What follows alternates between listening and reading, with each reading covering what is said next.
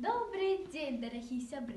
Мы вельмі рады бачыць вас тут, каб разам адпраўцца ў чароўнае падарожжа. Сёння мы раскажам вам гісторыю пра тое, як нарадзіўся выратавальнік свету, пра любоў і дабрыню, якія асвяцілі цёмную ноч. А дапаможа нам у гэтым казачны тэатр «Віцебскі жлоб».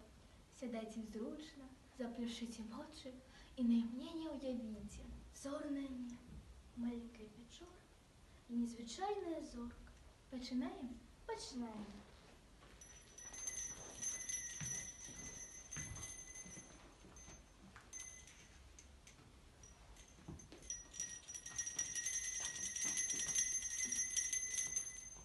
Ведаеш, сябра, я нядаўна быў у адным цудоўным месцы, дзе показывали дзіўную штуку – Віцебскі жлоб.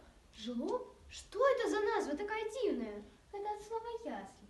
Так называли кормушку для жывёл, у якую по Бібліі паклалі малога Ісуса, калі ён нарадзіўся.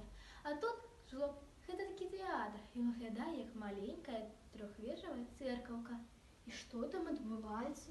Унутры ёсць лялькі ці асаблівыя дыскі з фігуркамі. Калі запальваць свечку, дыскі пачынаюць круціцца, і на экранах з'яўляюцца цені.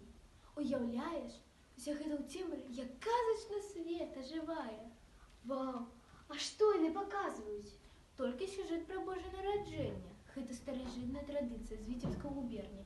Такі тэатр рабілі яшчэ ў 18 і 19 стагоддзях. А где зараз гэта можна ўбачыць?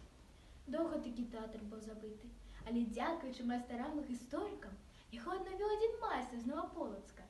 І цяпер Віцебскі жлоб можна бачыць не толькі ў Віцебску ці Новаполацку, але і ў Брэсце. Гэта сапраўды цудоўна. Мы павінны паказваць гэты тэатр усім дзецям. Ён жа, напэўна, унесены ў спіс культурных каштоўнасцяў. Так, летом 2022 года яго прызналі нематэрыяльнай спадчынай Беларусі.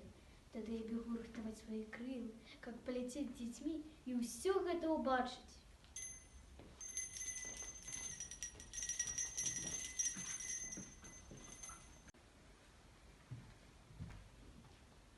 Аднойчы рымскі імператар, якому належала Ізраільскае царства, захотаў правесці народны перапіс. Ён хацеў ведаць, колькі голодны чалавек, дзе яны жывуць, колькі ім гадоў. Кожны павінен запісацца там, адкуль ён родам. Вось і адправіліся Іосіф і Марыя ў невялікі гарадок Віфлеем пад Іерусалімам, каб запісацца там. Прыйшлі вечарам, а пераначаваць няма дзе, бо вельмі ж багата народу сабралася. Непадалёку ад гарадка яны знайшлі невялікую пячору, у якую непаваць зганялі авечак. На той час яна пуставала, і падарожнікі вельмі ўзрадаваліся ночлежцы, бо вельмі ж стаміліся. Ноччу ад святой Дзевы Марыі нарадзіўся даўно абяцаны людзям выратавальнік свету, Гасподзь наш Ісус Христос.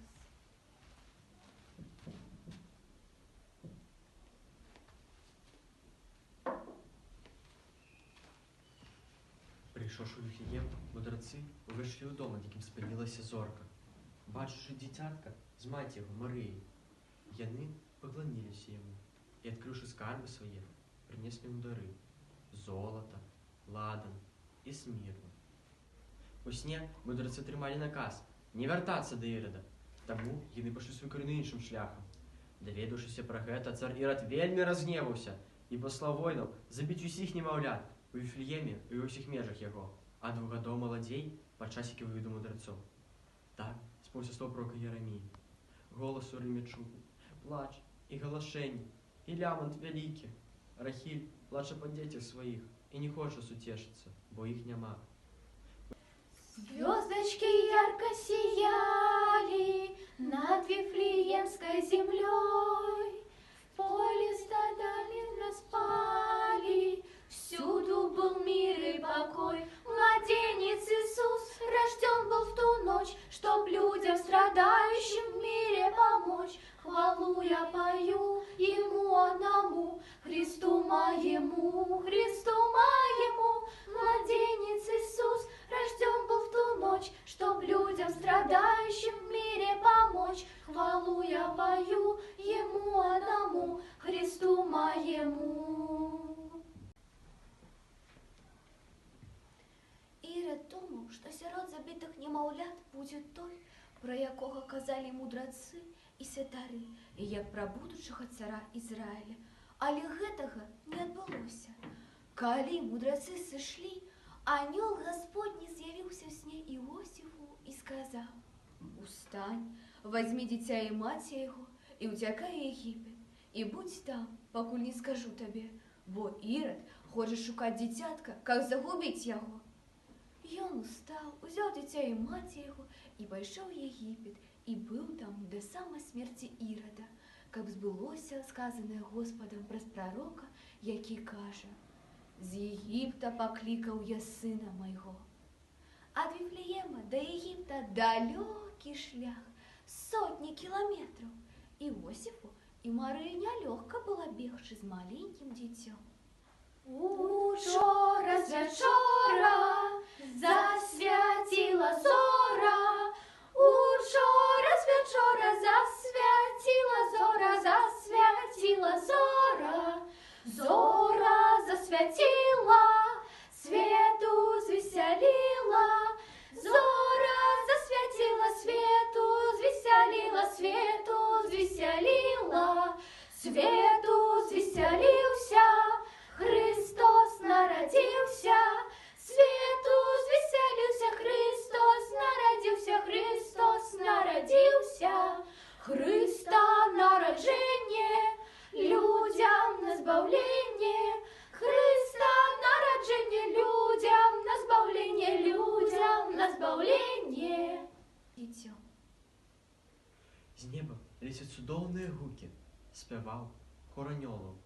Яны віталі маленькага Ісуса, цара і творцу, якога Бог прыслаў да людзей, каб забіць іх добрымі і міласэрнымі. Над пячорай, дзе нарадзіўся Ісус Христос, всю ноч зіхацела незвычайная, прыгожая зорка. І бачылі яе ў ту ноч многія людзі на зямлі. Але не ўсе ведалі, у гонар каго запаліў яе сам Бог. Дзеці, паважаныя гледачы, гісторыя віцебскага жлоба паказвае нам не толькі традыцыі, але і галоўны сэнс раства. Любоў, міласэрнасць і святло, якое перамагаць у цемры. У гэты час мы ўсе можам павучыцца дабрыні і спагады ў Ісуса Хрыста.